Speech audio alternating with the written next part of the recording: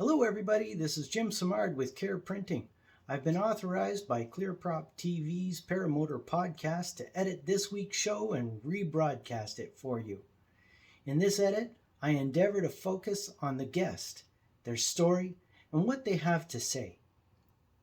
I hope you enjoy the show and find it informative. If you have any questions, I'd be happy to answer them.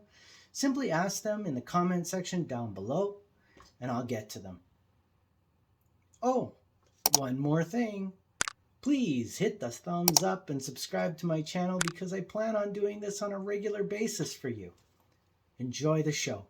Welcome, everybody. I am so glad that you guys showed up here today. I know that it's so beautiful outside that if we weren't doing a podcast, I'd probably be out flying right now. Let's take a look in the super chat. We got John Wayne. What's up? Said, hey guys, just landed. Be back in a minute. Great. Travis is here. Hey, Bill. Hey, John Wayne. What's up? Jim from Care PPG, Simard. Did I say that right, Jim? Very well done. Thank you. I did it right. Woohoo. We got PPG, the other Nick, Bill H, Joshua Marsh, and we are getting ready to rock and roll. So welcome, everybody. Thank you so much for joining us. This is going to be an awesome podcast. We got an awesome guest, but right before we introduce our amazing guest, let's go and say hi to everybody on the panel so you know who's here. As always, we have Linda Anderson. She's our cheerleader with their pom-poms. You know, one of these days, we're all going to have pom-poms and just cheer with Linda. I know. One of these days we are. I would be so excited. I would be so excited. Well, welcome. Welcome, everybody. I'm glad that you could make it. Thank you. I love Mondays. You know me. I'm always like Monday nights. I'm always ready for the show and everything. And welcome, my chatters. We love you bunches. Couldn't do it without you, my viewers, everybody. Thank you so much. Every Monday, this is our night to hang out, and I love you. And don't forget, on Thursday night, paraglidingtalk.com with my son, Robert Michaels. He's my favoriteest paraglider ever. And yeah, be sure to check his show on Thursdays. It's a lot of fun. Absolutely. And if you want to be on our show, of course, Linda is our PR girl. So all you have to do is go to paramomusa.com. It forwards over to her Facebook page. Just PM her and say, yo, I want to be on PPG Grandpa's Paramotor podcast, ClearPropTV.com, paratalk.org. If you don't know who I am Sean Simons, PPG Grandpa. I don't think I ever introduced myself. I just assume people know who I am. But I need to stop assuming. I think that's a bad thing, right? Assuming. We also got Will Fly from willflyppg.com. What's up, Will? Hey, I'm still recovering from bad apples, but I'm looking for. I haven't flown since then because the weather's been bad. But yeah, I'm ready to get back in the sky. Absolutely. So you're going to be taking all of the questions from the super chat, letting us know who's asking questions, right? You bet. Awesome. Thank you very much. Appreciate you, Will. We also got Jim from Canada, the only guy I know that has maple syrup smelling money. What's up, Jim? Doing well. Just got back from a fly-in. Pretty stoked. That's awesome. And you also been taking care of us on all the stickers and all the printing things that you guys that you do for us. And if we want anything done, anybody can get up with you at carepp.com, correct? That is correct. If they want to see your flying shenanigans, they go careppg.com. Right? And of course, we always ask you, what are you up to? How many flights do you have now? Oh man, I got a ton of flights this weekend, and I haven't had but a moment to calculate it all out. Okay. But it's gonna be like 130, I'm sure. Wow. All right. That's awesome. Now, guys, it's not about me. It's not about the people on the panel here. It's about our guest tonight. You probably know Jason, but you probably don't know him as Jason Guttridge. Who's this guy, right? But I bet you anything, if I say it's Fly Guy Alberta, right? Fly Guy Alberta, you know who he is. Welcome to the show, Jason. I'm so happy that you made it here. Hey, thank you very much for having me. Absolutely. You know, I told you before the show that, you know, there's a couple of people that I saw on YouTube and heard about. You are one of them. as far as like the 5 main people that I saw or heard about when I first got into paramotoring, you are one of the guys. And the video of the top 10 reasons for not being a paramotor pilot, or what was the name of that? Do you remember what Yeah, that was? that's what it was. Top 10 reasons not to become a pilot. Not to be a pilot. And that was absolutely amazing. All of your information is down below. So if you guys want to learn more about Jason, all the links are down below. But Jason, welcome to the show. So glad that you made it here. Can you tell us a little bit about yourself and how you got into paramotoring? Yeah, sure. Well, again, thanks for having me. I appreciate it very much. Absolutely. Yeah, my story, I would say, is not much different than most. I've kind of always been an aviation buff as a kid, and always had a dream of being. I wanted to be an airline pilot back when I was a kid, and started getting into flying in my early teens. Up here in Canada, we have what's called air cadets, where you just can go in and start to learn about ground school and flying. You start to fly gliders and that sort of stuff. And I was trying to work my way to be just my private pilot's license. And then life got in the way, for you start getting jobs and then you get married and you have kids and the years speed by. And, I never lost that want to, get up and do some flying again. And once our kids got to an age, my wife was like, hey, you always said you wanted to go fly. So why don't you get your private pilot's license? Like, just go and do it. Right. I'm like, yeah, okay, I'm doing that. And so then, you start doing the research on costs and, logistics of what, after you get your license, what does that look like? Are you going to buy a plane? Are you going to rent a plane and the expenses associated to it? And right about that same time, ironically, I was watching the news one day and I see these 2 paramotors flying over. I think it was like they were broadcasting on some flood disaster that had happened somewhere in the States. And these 2 guys were flying over this thing, looking at this, and I'm like, what is that cool thing?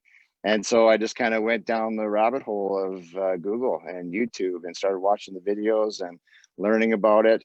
And then I found, a couple of guys that were flying in my area, and I stalked them for a while and tried to pick their brains about what it's like and how do you do it? What do you do?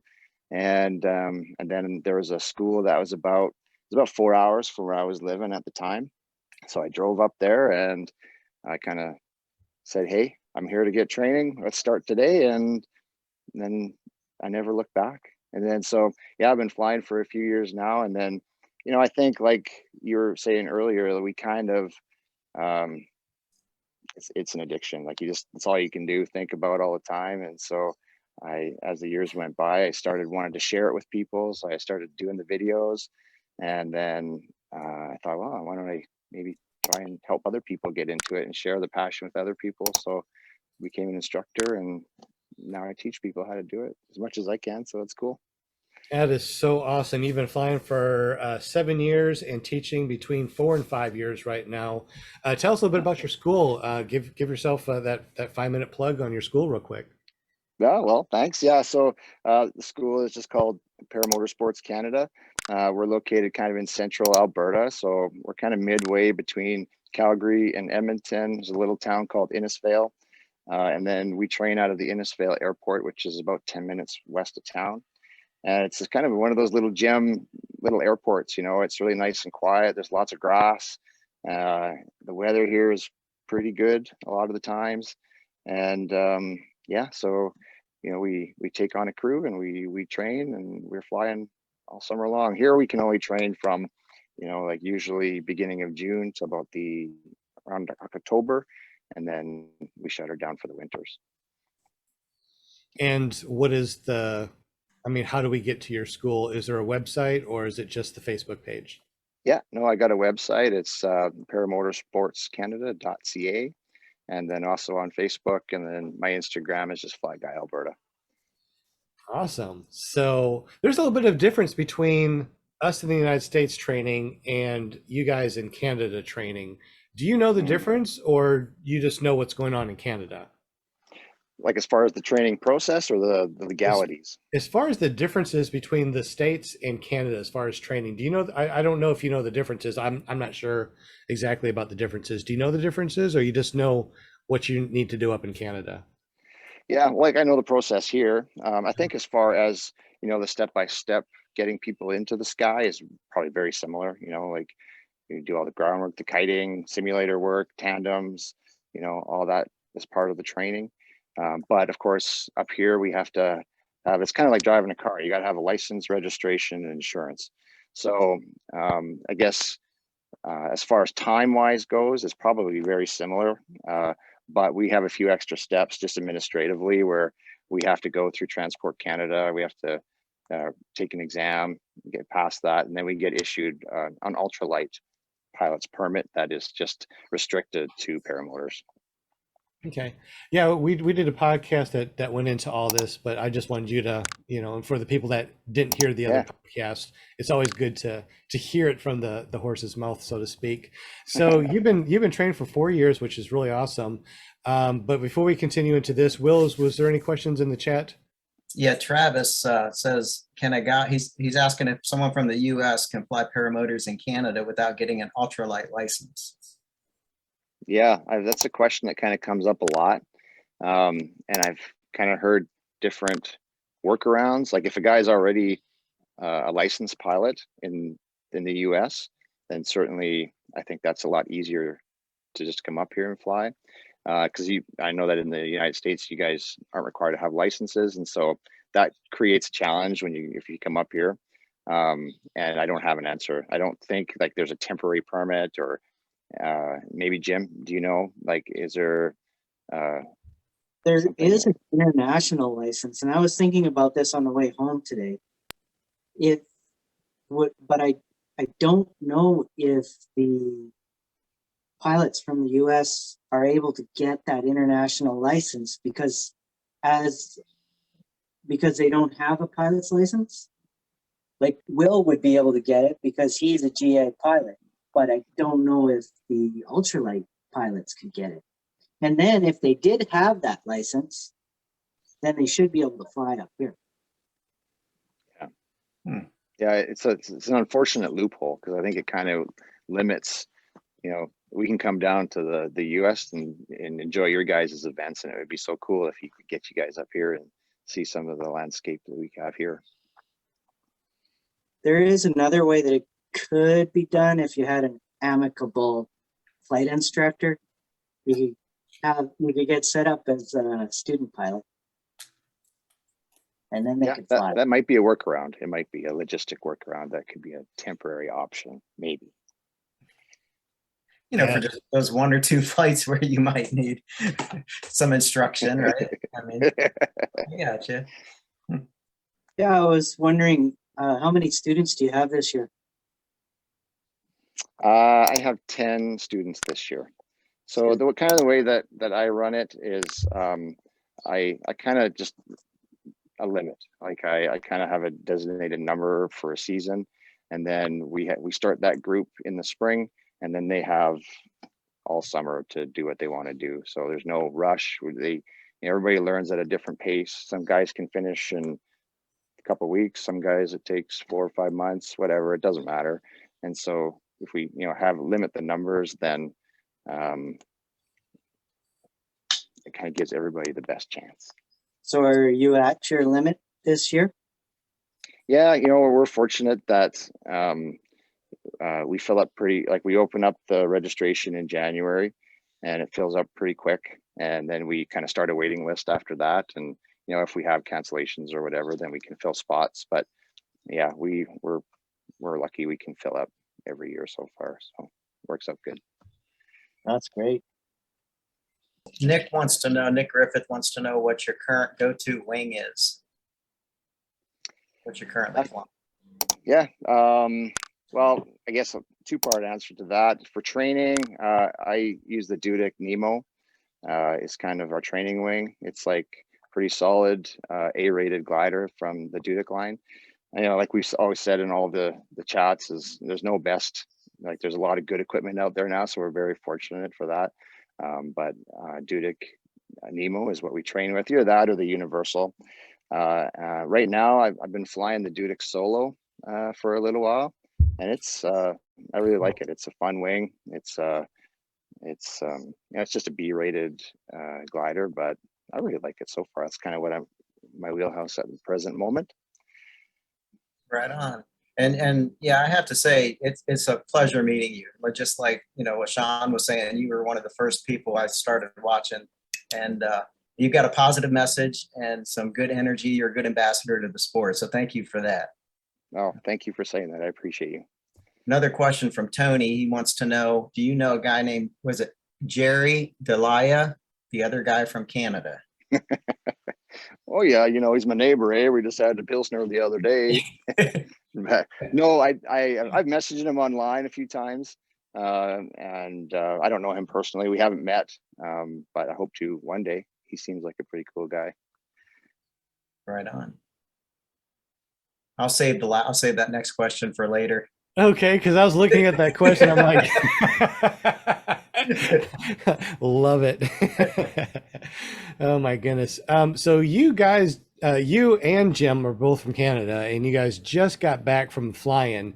Please tell us the fly-in name, because this is the first annual, and guys, this is the best fly-in name I've ever heard in my life.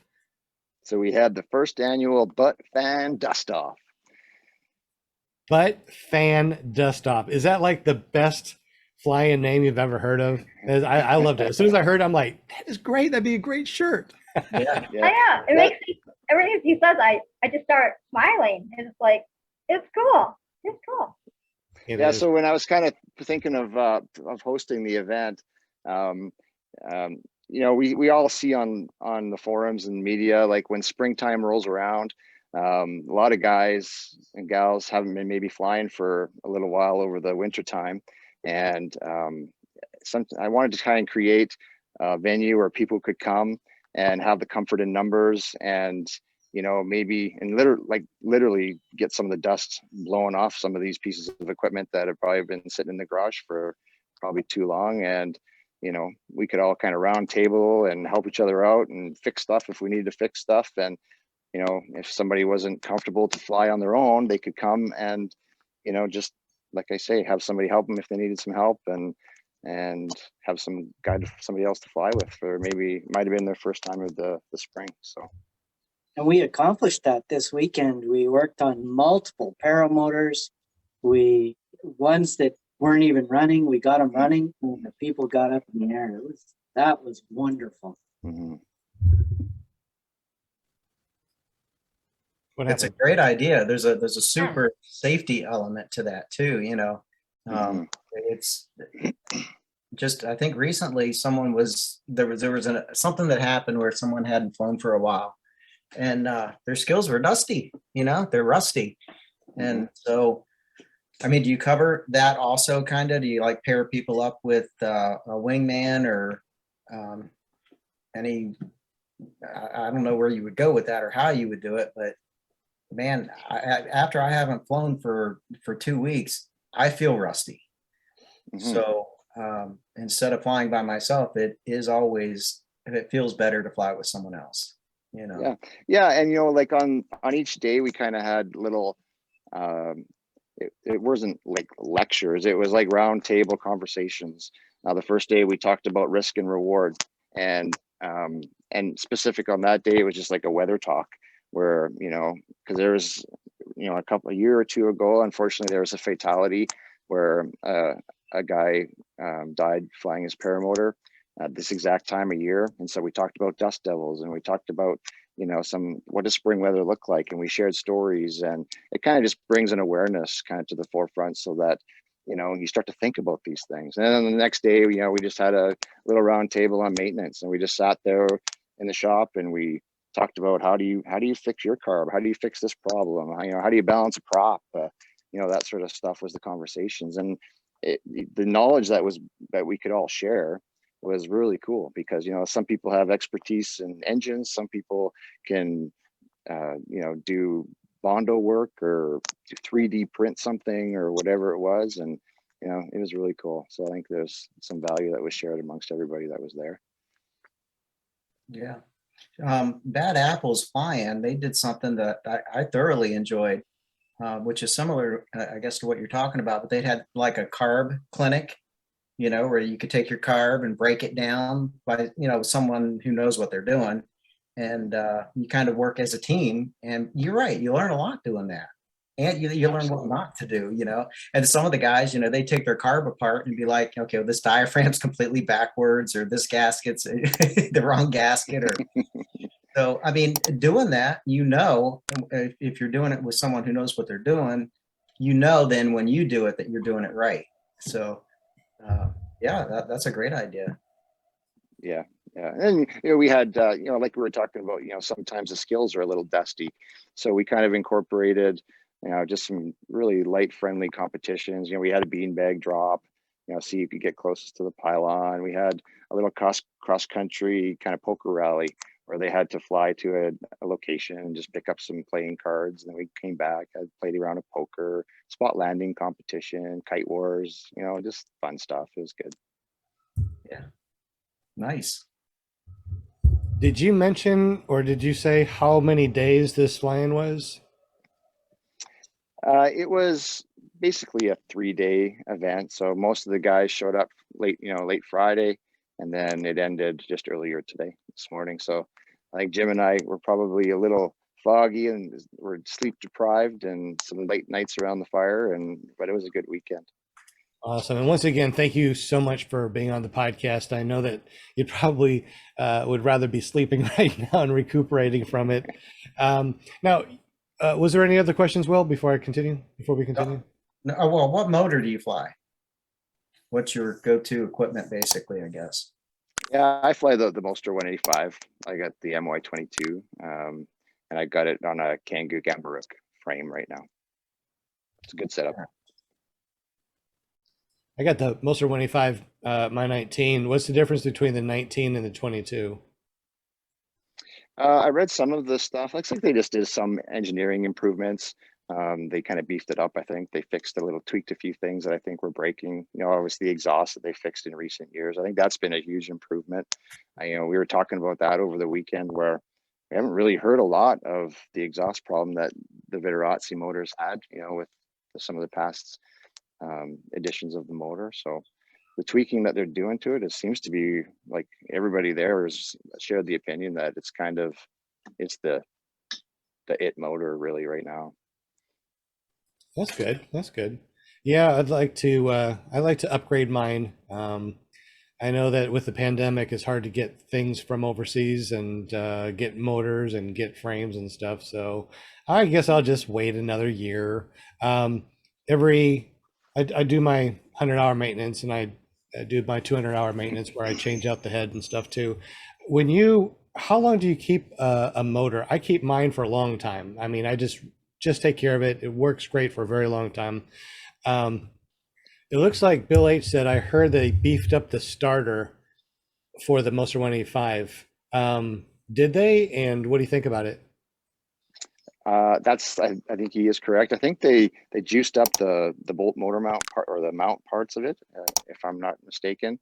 And actually we had that happen this weekend. One of the guys, I think his is a MY18, and he came back from his flight and the whole pull start assembly had fallen off. The bolts just twisted off. And so maybe that's part of the reason why the fix has happened. Like they just kind of beefed those things up. So yeah. And what was unique about that situation is he doesn't even use it because he had an electric starter on that machine. So it just broke, not even being used. Yeah, we kind of suspect what happened was his starter cord might have just been maybe loose, and it got sucked back into the prop, and that may have just twisted the whole thing apart, as we think might have happened, but not sure. Wow, so many things can happen on a paramotor. Will, was there any other questions? Yeah, there's a couple of comments. Okay. Ninja said, and it's a good point, a friend made a comment this weekend which rung true. There are no part-timers in paramotors. That's true. I mean, you're always, at least for me anyways, I'm always thinking about it if I'm not doing it. So Tony did have a question. He's asking if you have any EFI on your motor, any motors with electronic fuel injection. Nope, we haven't as yet. we hope to. I think they're going to be released, I think in a year or two, I think, but I haven't flown one myself personally, no. They're going to be released as in just standard or what? Well, that was my understanding from Viterazzi, and maybe somebody else could correct me, but I think that, they're doing the testing phase right now where they're out doing competitions and that sort of stuff. And then they're thinking it might go to the public or in 2024 on the factory motors is kind of what I believe is what's going to happen. So I think that's going to be a game changer, honestly, if that comes to production. I think that could solve a lot of problems. That would be really awesome. Anybody out there that's listening to us in the super chat, if you know that Viterazzi is putting out the EFI as just general, I mean, just normal in 2024, let us know, or let us know what you know, because that would be really awesome. I guess I could wait just a little bit longer and get a motor with EFI. That'd be pretty cool. So what are the benefits of EFI? Do you know the benefits of EFI? I'm certainly not a mechanic. I don't profess to be one, but from what I've heard is that it kind of takes away a lot of those mixture problems and retuning and that we struggle with the Walbro carbs. So somebody might be able to answer that better than me. Okay, that's awesome. Looks like Tony Marzano in the super chat said it should be released in 2023, and that's the rumor. So that would be pretty awesome. I mean, that's just right around. Wow, that's really right around the corner. I think it's time to get a new motor. Yeah. I got a chance to meet, I think it was Fabrizio from Viterazzi Motors at Bad Apples. Super nice guy, but that would have been an awesome question for him. Mm-hmm. Dang it. Yeah, all these weren't things, thinking. Yeah, all these things that we think about now, we don't even think about when we have the right person in front of us. Yeah, right. How long do you keep the motor for, you personally? Well, I'm kind of spoiled because since I've kind of run the school, I get new motors all the time. And so I'm pretty much always flying a new motor. Usually like I'll maybe get, I don't know, maybe 15, 20 hours on each one. And then, because everything I have is for sale, right? Everything's for sale for the right price, right? And so I usually sell it, and like I'll have a kind of a batch of school motors that we'll use. And then I sell all those in the fall. And then I just get a whole new set of motors in the spring. So I'm very fortunate in that regard. So. All right, I'm officially jelly. Yes, I am. Yeah, I do a lot of flying myself. I just like you said, I fly early in the morning, fly late at night, put on many super tons of hours, but I do lots of maintenance on mine. As far as like keeping those motors tweaked, is there anything that you would suggest to people that do fly Motoroni 5 that would keep their motor running at top condition, other than just the regular maintenance that Viterazzi puts out? You know what? I think it's just TLC. You got to treat them nice. You got to care for them. You got to talk to them nice. You got to, maybe give them a nice little pet. But yeah, no, like honestly, like maintenance is, even we talked on the weekend, maintenance is key, especially like simple as a carburetor rebuild. A lot of times people, if they're having problems, they're sitting there trying to pull their motor, first thing, rebuild your carb. That might be your first thought about, having that thing looked after. So just treat them nice. Nice. So you have the butt fan dust off. That is actually your flying, correct? Yeah, that's right. And you do come to the States to do fly-ins. So over the course of the last 7 years, what fly-ins have you gone to? And are you planning on coming down here for any other fly-ins? Yeah, well, actually, the only official fly-in that I've been to would be the Salton Sea. We went down there 2 years ago and was able to participate in that one. That was super cool. And I was able to hook up with some of the instructors from Midwest Parajet and did my my foot launch tandem certification kind of at the same time while we were down there. So that was a ton of fun, but it was really cool to see that many paramotors in one place. That doesn't happen in Canada. And I've flown in Arizona a couple of times, and just kind of network with some of the local pilots, and we kind of had an informal group gathering where we just went and flew, and they were gracious enough to give us a tour of the area and share their little airport, and so that was fun. but yeah, I would like to go to more in the future, like these bad apples, the endless foot drag, all these things like are all on the checklist. But you know, summertime for any paramotor school is the busy time. So we're kind of getting into our start of our season here next weekend, and we'll be training all summer long. So if there's any opening of windows where I might be able to scoot away, then that's definitely on the radar for sure. That is awesome. Yeah, I was wondering, you've been flying for quite a while. What was the most unique place you've been, the most incredible flight you've had? You know what? In my own, like an hour east of where I live, there's called the Drumheller Valley. And it's kind of one of those places, you know, we as paramotor pilots, I'm sure we all have that same thing. We're driving down any road and you see a spot and you're like, oh, that would be a cool place to fly. Oh, that would be a cool place to fly. But every time I would go through Drumheller Valley, I always thought that would be a cool place to fly. And so actually I did a video on it. I think it was like, I forget what it was called, but it was one of those flights. It was a perfect conditions. You get to go down in these old little valleys, and the landscape there was just unbelievable. It was like you're on a different planet. So that's kind of one of the most memorable ones in my neck of the woods, anyway.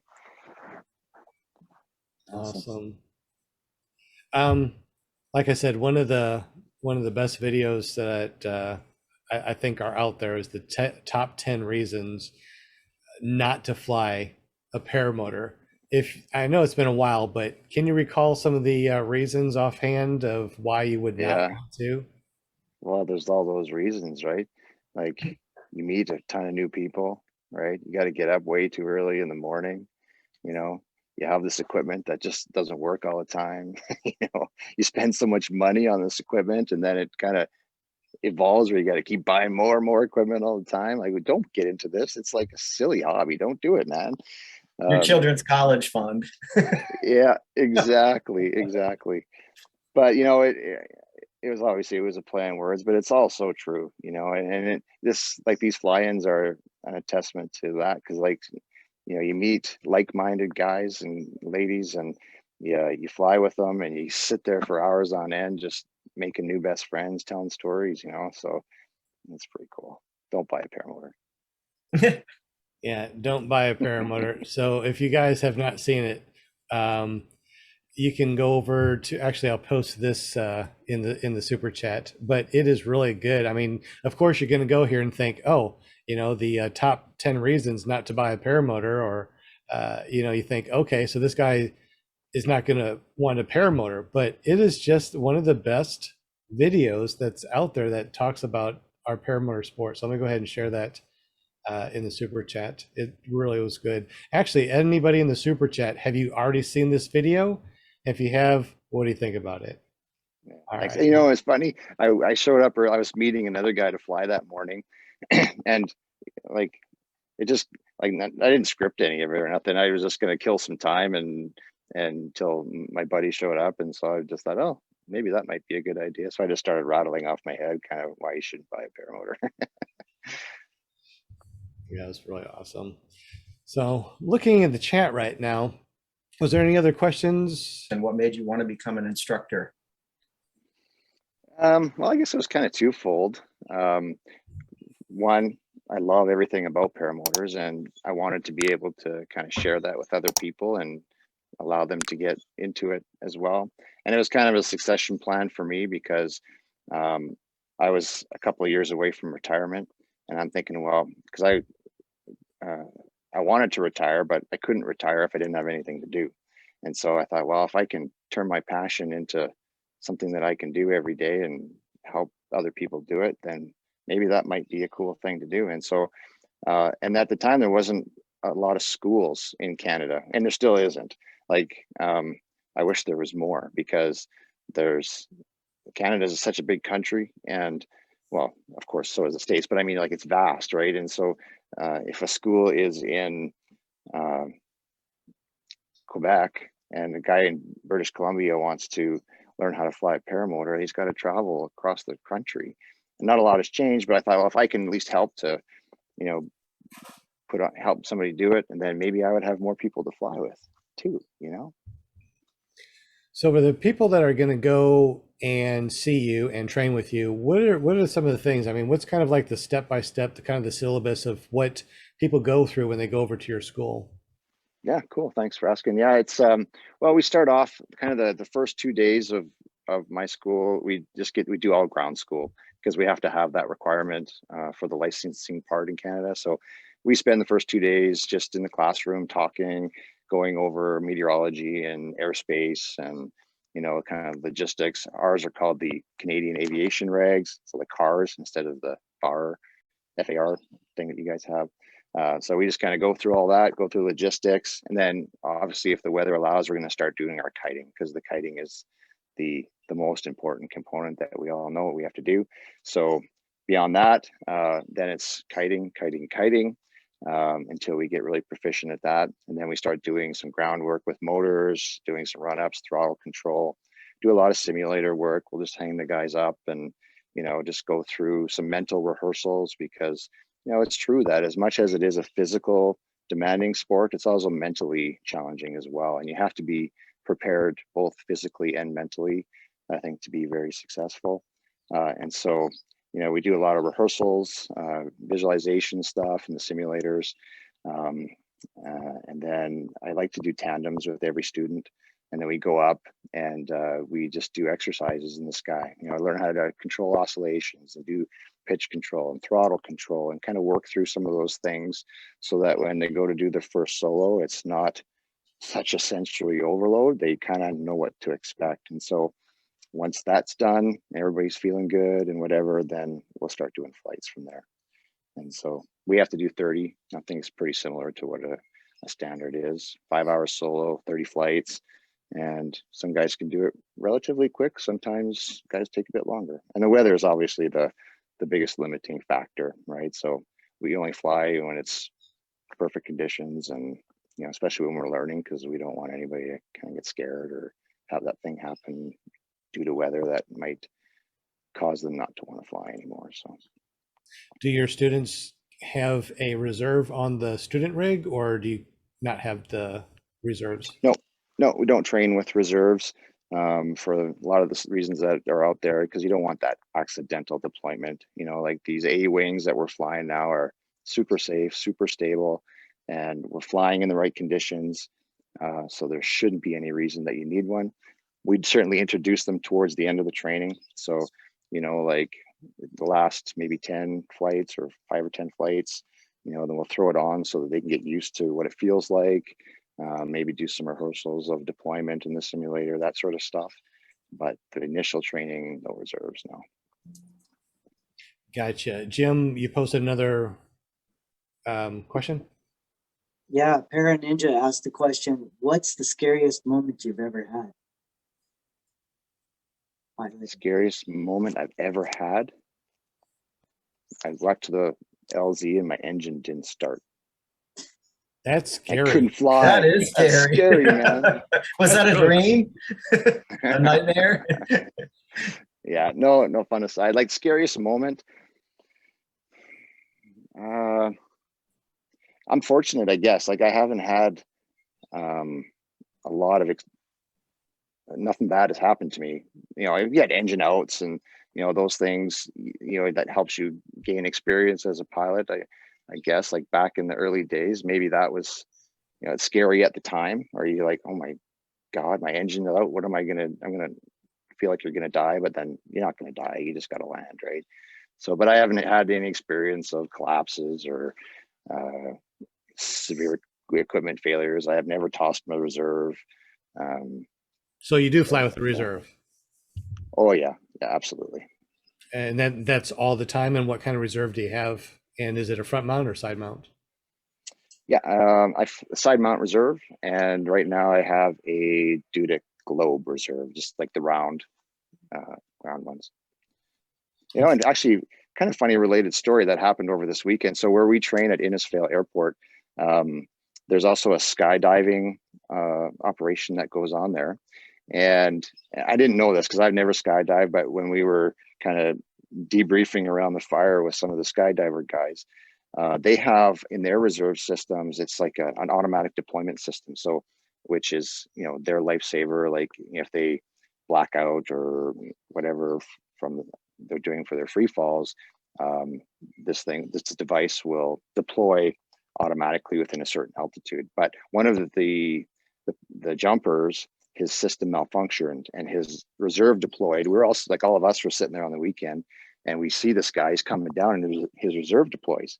And while he starts spinning around, and he got hurt, unfortunately. So the ambulance came and took him away. He's going to be all right, fortunately. But that, I guess, I don't know why I'm even telling the story, but it's just a reserve story and kind of a layer of why we don't train with them, because you don't want them to deploy unless you need it. You don't want to, if you think you're in trouble and you throw it when you actually don't need to, then it could be worse off than just flying your wing. I totally agree. Have you ever been to an SIV course? I have not. I want to, for sure, but I have not done it yet. Are there SIV courses in Canada, or would have to come to the States to find someone that can do an SIV? Yeah, I only know of one guy, and we tried to set it up. We wanted to bring him to us, and we were going to put the SIV on. Is Max? Am I going to mispronounce his last name? But I think it's Fernal, or Max Fernal. He's like a super experienced free flyer, and he does SIV training in BC. But he's the only guy that I know that does it in Canada. So other than that, we'd have to go down to the States to find an instructor down there to do it. Yeah, I've got a question, and there's one in the chat. But so, do you have any interest in Acro, or, I mean, what do you do? What's a typical flight for you? I have zero interest in Acro. It's not my wheelhouse. I do some fun little wing overs and that, something real minor. But for me, flying is just going out and flying and taking in the sights and getting down low in valleys and, seeing the world that you can't really see from any other perspective than what a paramotor provides. So that's my thing. I know there's a lot of guys that are into the Acro and they do it. And I think, guys that don't do Acro doesn't mean that you're any less of a pilot.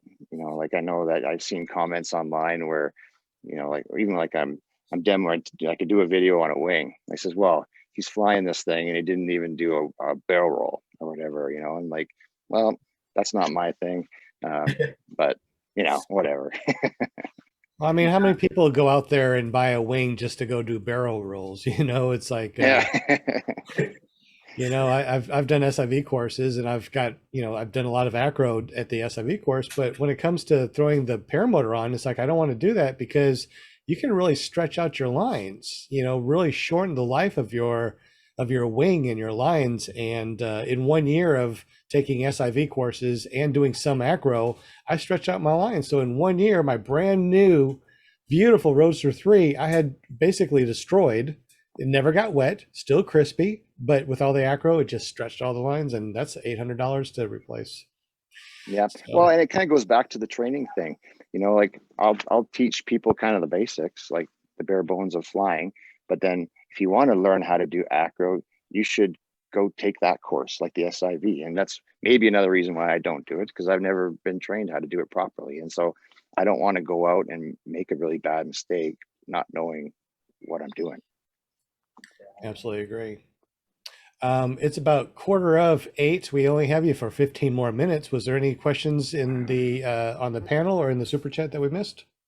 Nick Griffith was asking the coldest you've flown in. What's the coldest temperature you've flown in? Ah, good We'll see question if it for beats us Canadians. yeah. I'm in Canadian. Well, I guess I'm a fair weather flyer, and maybe that wouldn't be in the warmer climate terms, but my kind of limit is if it's -8 on the ground, I typically won't fly, but -8 is kind of, I'll go fly. It's still cold. I wear the heated vests and the heated gloves, and I've got balaclava and ski goggles and layers on. So Like the Michelin man, aren't you? Yeah. All those layers of clothing on. -8? Yeah. -8. Yeah, so that's -22 Fahrenheit. I couldn't imagine.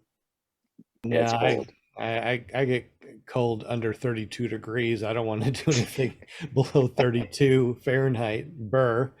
I'm Burr. burr. But you know, hey, do you just do foot launch? Do you do any triking or anything else like that?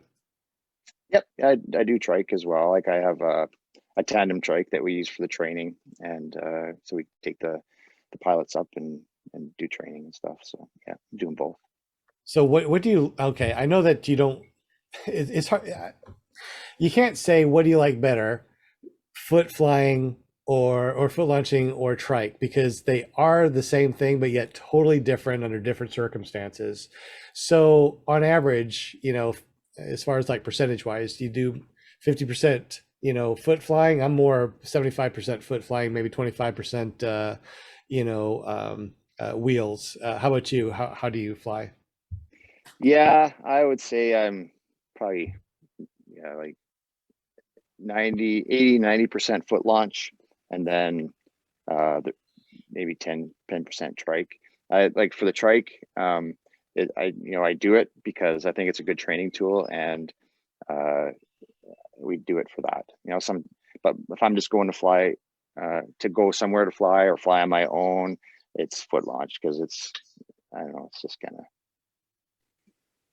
more versatile, maybe, I guess, in a way, so to speak. Yeah, you're right. You're right. It is. And, you know, you got to have a longer runway and, you know, good grass. And, Yeah. I mean, there's just a little bit more things that you need. And of course, if you have higher winds, I mean, I guess if you know what you're doing, you could probably launch in higher winds, but it's kind of a low wind under 6 mile an hour type of thing for trikes. Now, do you just do trikes as far as with, do you do intro flights? As far as Yeah, like yeah. tandem type of thing. So you do mostly tandem flights and you don't do you know, just regular trike flights for yourself, right? It's mostly tandem with people.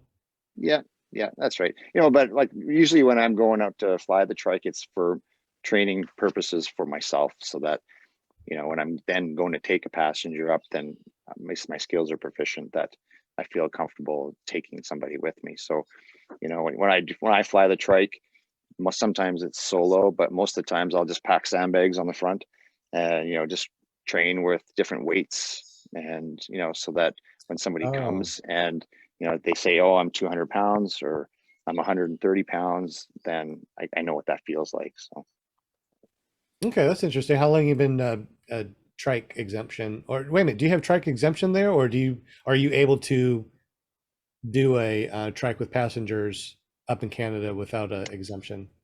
yeah, no, we can't get a passenger carry rating here in Canada. There's only kind of two ways that we can fly with a passenger. One is, so like if both people were pilots, like you and I, we could go and fly trikes, like do a tandem flight, but you have to be an instructor to be able to take a passenger, or you have to have two pilots. That's kind of really the two ways that we can take passengers here. But like I can't take my buddy for if he's not interested to fly, then I just can't take him for just a rec flight type thing.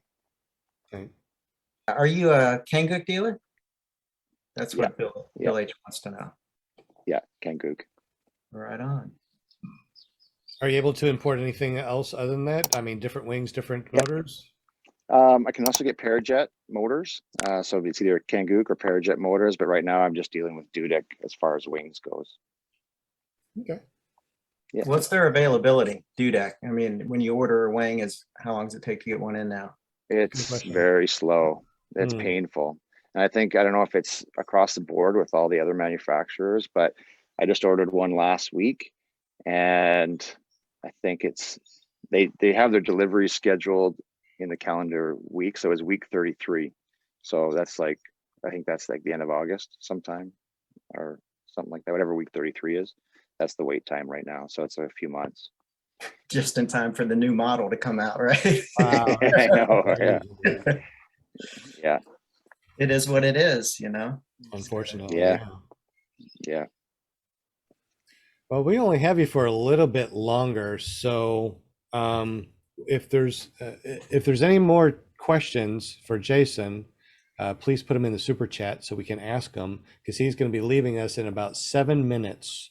So questions for Fly Guy Alberta, Jason, just let us know in the super chat. Of course, tag Will Fly because he's checking them out. Oh, and of course, Jim. So Jim and Will are looking for questions. So we only got you for a little bit longer. Any plans for coming down here for a future fly-in, or just coming down here and hanging out with some people, or what are your plans other than teaching students right now? Yeah, well, like I said, I don't have any solid plans right now because my teaching is probably going to take up most of my time for at least the beginning of the summer. So I might be able to scoot away midsummer, but I don't have any solid plans right now. I really wanted to go. There was I forget who was putting it on, but they had this thing where you could sign up to this group and you could go fly Moab. They were kind of had it where you could go and do like a tour thing. So if anything like that pops up again, I would be totally down. If anybody wants to fly Moab, I want to go to Moab. How far is that from the arch? That is the arch, right? Yeah. That's number one on my bucket list. Definitely. Me too. Yeah. Yeah, I want to go there too. Hey, Yeah, it's about halfway, wouldn't it, Sean? If we decide to all go to Moab, I would go there too. It's like from here, I think it's about 18-hour drive, but I'd do it. Yeah. Meanwhile, Purdon's, have you heard of Dave Purdon's flying down in Ohio? Down in Ohio. Yeah, down in Ohio. That's an awesome place. That's a good flying to go to, for the States. But I'm down for Moab. Daniel Roos said he flew Moab last month. It's amazing. Oh yeah, it looks incredible. That's a definite bucket list thing that I want to do very soon. So knowing what you know about Moab at this point, would you fly under the arch? If the weather was right, yeah, absolutely. Okay. But if I've heard that the weather's got to be right, I think you'd have to schedule probably to be there for maybe a week or two. I don't know, but just to find those little windows where you could do it the right way. Yeah. Make sure that GoPro's working. Might only get one shot. Yeah, exactly. Well, my friend, I definitely appreciate you hanging out with us and chatting about all the fun things that you've done up in Canada, your school, and hanging out with Jim for this fly-in, the butt fan dust off. You know what? Next year you might want to say something like, "This is when it's going to be," and I don't know. We might need to come up there and be able to fly with you guys. That would be fun. Do come on up. We'd love to have you. All right. Anybody want to do a thumbnail? Oh yeah. That's right. Thank you very much. Let's go ahead and do a I gotta thumbnail. put that in my file, Oh my God. 1, 2, 3. Oh no, wait. I was putting my glasses off. Oh my gosh. Let me put my glasses on. Okay, 1, 2, 3. Okay, I'm gonna do one more. Dang it. Sorry guys. Sorry. Feeling the pressure. 1, 2, 3, and we got it. I can breathe. I don't forget. I have my glasses on, and then you put yours on, Sean. Well, it's like, off. It looks cool with glasses. I mean, you are cool. Very intelligent when you have glasses on. You are PPG grandpa. I mean, yeah, looks good. He's like the professor from Gilligan's Island. Oh my God! Well, at least you didn't say I was the skipper, so I'm. I was thinking at least you didn't say Mr. Howe. I would like to have his money, but that's about it. Yeah, I know. I love you, Grandpa. Absolutely. I love you guys. I love Mondays and stuff. I think this is great. It was really fun. Jason, thank you very much for hanging out with us. And go ahead and one more plug about your school, how to get up with you and your school and all that stuff. Yeah, no. Paramotor Sports Canada. If anybody wants to find some training, look me up. Appreciate you guys. Thanks you very much. Awesome. you, Well, thank you very Jason. much. We appreciate Safe. you. Enjoy your evening. All right. Take care. All right, Yeah, bye. Jason. Nice, Bye-bye. nice, Jason. Well, that was really fun. Learned a lot of stuff. I love talking to other instructors and people that's been Pretty flying cool. for 7 years. That is so awesome. And I guess I forgot to ask him all the different things that he's flown, because I think he's flown more than just paramotors. Yeah, it's over 7 years, I'll bet. Yeah. Sure, he's got a lot of experience. All right. So anyways, guys, thank you again so much. If you can hit that like button, we're at 19 likes right now. Appreciate you hanging out with us tonight. Don't forget tomorrow at ppglear.com, and then Wednesday over at paramotorgirl.com, and then on Thursday, paraglidingtalk.com. Is there anything else going on? Is there any more podcasts or paramotor podcasts that I don't know about? Is OPN doing anything, or is it just sporadic on the weekends? I don't know the answer to that question. I haven't gotten any notification, which I usually do. So Probably still recovering from bad apples, I'm yeah, sure. he did a great job. And Yeah. Tim Gaskins, the whole team down there just did a fantastic job. So Yeah, and I wish that I was there. Oh my God, I can't believe I was sick for that week. they'll Oh, have one next year, I'm pretty sure. you think? I Will think. will there And be I bet bad it'll be apples bigger next than year? ever. You guys are awesome. And once again, thank you guys so much for hanging out with us tonight. guys. And it's Guys and gals. guys and gals, and appreciate Guys you. and And we'll gals. see you later. Huh?